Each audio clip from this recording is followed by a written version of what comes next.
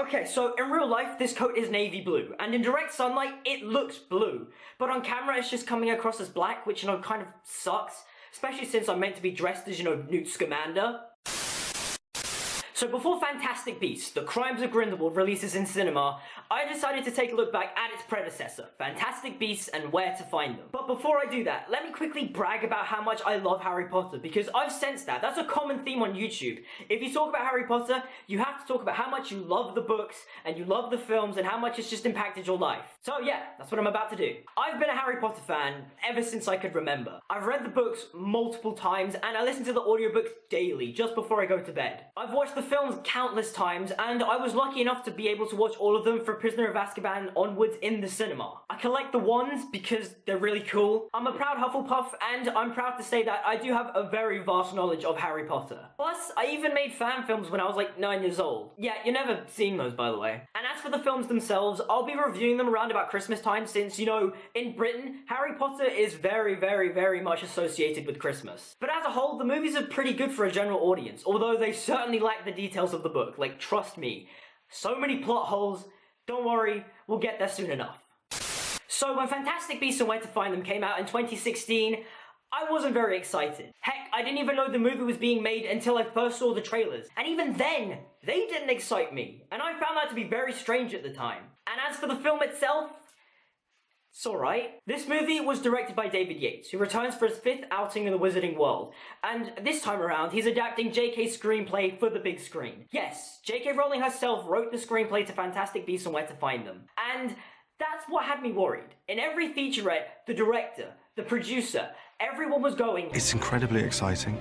We're working directly with JK. It's her first screenplay." And that right there is a little concerning. Now, don't get me wrong, J.K. Rowling is a great author, but she doesn't have a background in screenwriting. Had she had a co-writer to iron out the kinks, this movie would have been pretty good. But no, she wrote it all herself, and you can kind of tell. The basic story of the film is, Newt Scamander, magizoologist, arrives in America with his case full of magical creatures. However, it's accidentally opened, which in turn releases these beasts into New York City. And he and his companions have to capture them before they come to or cause harm. There's also a mysterious force going around, killing muggles. No, not no mages, I refuse to call them that. It's stupid. And because of this is risking the exposure of the Wizarding World in America. Oh, and there's also this subplot about Grindelwald running amok, spreading fear, because JK obviously wanted to tell that story, but instead of making a separate film around that, she decided to put it in the middle of her Fantastic Beasts film. I feel like the story is just unfocused and there isn't a lot going on. The movie opens with Grindelwald killing a bunch of auras. We then see a bunch of newspaper headlines feeding us exposition, which I do admit is a really nice reference to Order of the Phoenix. It's a really cool way of delivering exposition. And then we join Newt Scamander, arriving in New York City. And then we suddenly cut to Graves investigating the Obscurial. What the hell? Why did we cut to that? We just met our main protagonist, and then all of a sudden it jumps to this subplot about the Obscurial. Why? I don't understand, it's really jarring. Funnily enough, Rowling does this in her novels. The opening to Half-Blood Prince jumps back and forth for the first 3 chapters. Chapter 1 is a conversation between Cornelius Fudge and the British Prime Minister. Chapter 2 is a scene with Snape and Narcissa making the unbreakable vow. And Chapter 3 is Dumbledore picking Harry up from the Dursleys. And it works well in a book because you have the time to develop the characters, the story, the exposition, and you can give it all to the audience in a pretty decent way. However, in a film, it just doesn't work. It's cut too fast and it's very jumpy. And because of this jumpy opening, we don't really get a sense of who our main protagonist is for like the first 5 minutes. So we start off by following Newt, and then we start following Graves, and then we go back to Newt, and then we follow Jacob.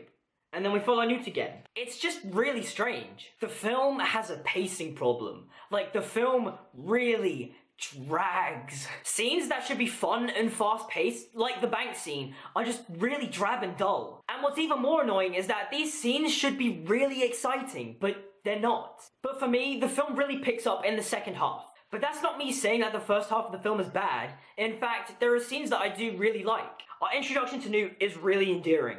When he tells Dougal to settle down and he just has this boyish grin on his face, it's just so great and it makes you just fall in love with Newt Scamander. The reveal of the MACUSA building was great. The way the camera enters the Woolworth building and then passes through a magical barrier and then it reveals the MACUSA interior, it's really good. Now the scene in the case is great. I love the part where Newt shows Jacob Frank the Thunderbird. I just love the way Newt looks so lovingly at Frank, it's really heartwarming. and I just adore the way Eddie Redmayne as Newt delivers. Gonna put you back where you belong, aren't I, Frank? To the wilds of Arizona. It's so whimsical, it's so well delivered, I love it. But for me, the film really picks up the pace when the gang escapes the Makusa building. The pacing is so much better, and we get better interactions between our four characters. Now, I will admit, I did like the stuff with Graves and Credence. I just feel like it didn't fit this film. The film is called Fantastic Beasts and Where to Find Them, not The Crimes of Grindlewald or something. Now, I really do like the final sequence where Newt and Tina try to stop Graves from exploiting the Obscurial, and I think probably the reason why I really like that scene is because it's just showcasing Newt to be this really kind-hearted person who, wants to protect all creatures no matter how dangerous they are. But I will say, the reveal that Graves was Grindelwald the whole time was pretty obvious, especially looking back now. I mean, one, they literally have the same haircut, that's a dead giveaway. And two, every time somebody mentions Grindelwald in front of Graves, the camera just cuts to him. Gee, I totally didn't figure out that he was Grindelwald the whole time. Okay, before we move forwards with the review, can we just take a second to talk about this plot point, because it bugs the hell out of me. Why didn't Newt just use Accio and the Niffler from the beginning? Is it explained in the screenplay or something? Why didn't he do that? Actually, one second. The Niffler is still for only a moment before running off down the street. Newt quickly gathers himself, drawing his wand. Accio! In slow motion, the Niffler sails backwards through the air towards Newt. Great, so the screenplay doesn't explain it either. Now, in regards to the characters, I like pretty much all of them. They're all pretty good. But can I just preface how much I love the look for Newt Scamander?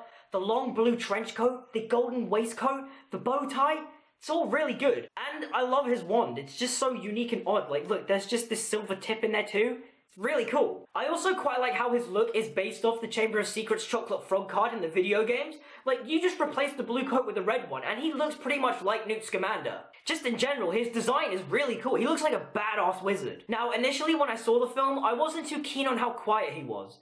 It's only after subsequent viewings where I kind of realized he doesn't really have human friends. Most of his friends are magical creatures, which is why he never looks people directly in the eye, because that's how you treat animals. You don't look at them directly in the eye. And so I kind of like how by the end of the film, he kind of accepts that he has human friends. Because I like you.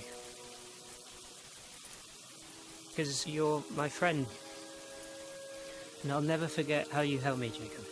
Which is why I hope, moving forwards throughout this 5-part movie series, I really hope we get to see a more confident Newt Scamander. But in terms of his characterization, I love just how innocent Newt Scamander is. He always just walks around with this boyish grin on his face, especially when he sees a magical creature.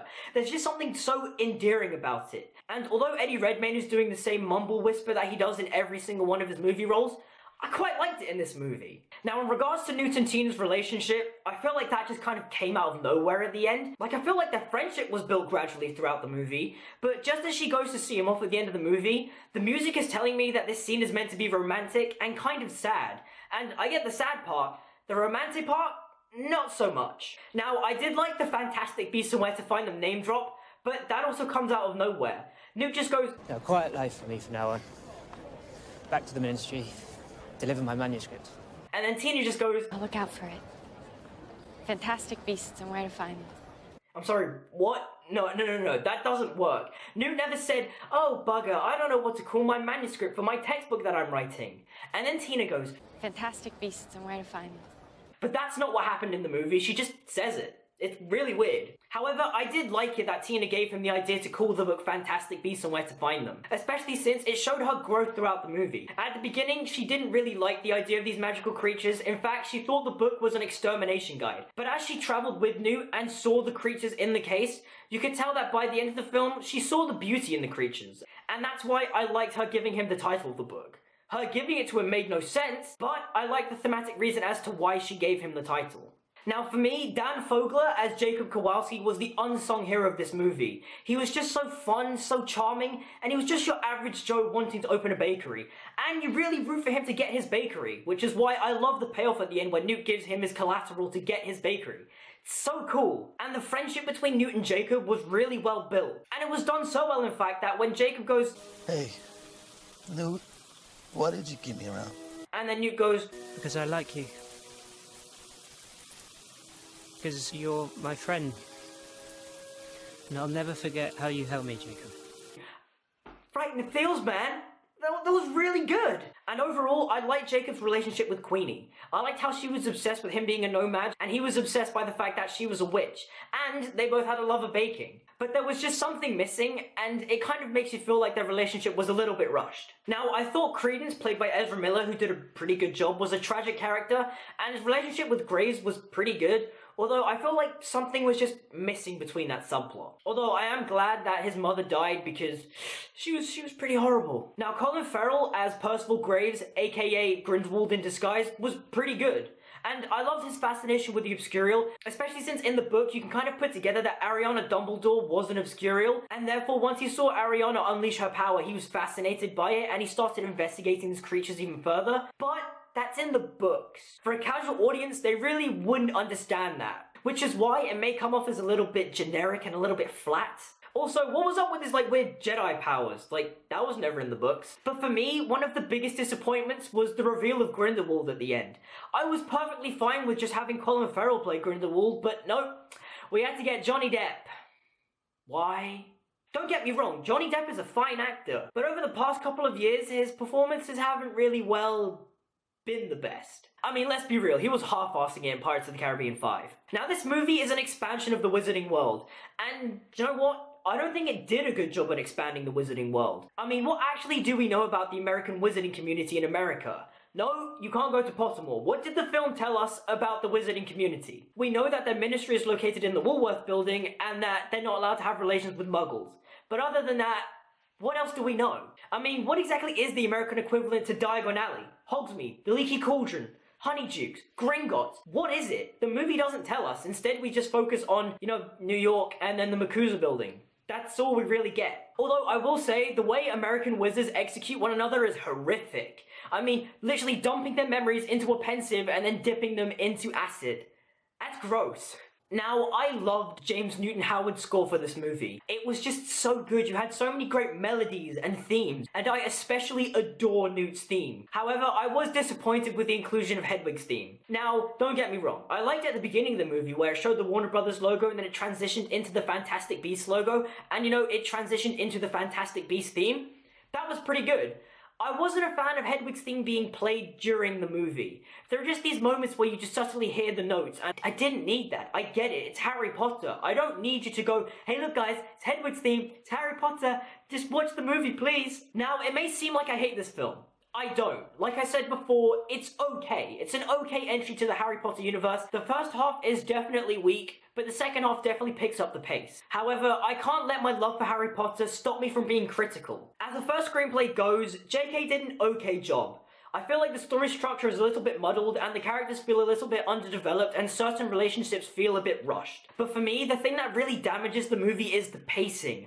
I don't know why it's so slow, just certain scenes just feel so sluggish and it almost puts you to sleep. However, I do feel like the good parts as a whole save the film. The cast, the characters, the soundtrack, and certain story elements really do redeem the film in my eyes. And overall, Fantastic Beasts and Where to Find Them is a decent film.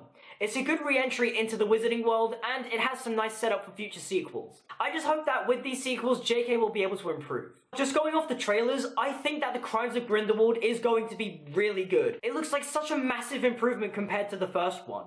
And I really hope so, because I love Harry Potter, and I don't want this franchise to be surrounded by a bunch of mediocre spin-off movies. Hey, thank you guys for watching. If you liked the video, leave me a comment down below. Like and subscribe and all that good stuff. Hit the notification bell to stay notified.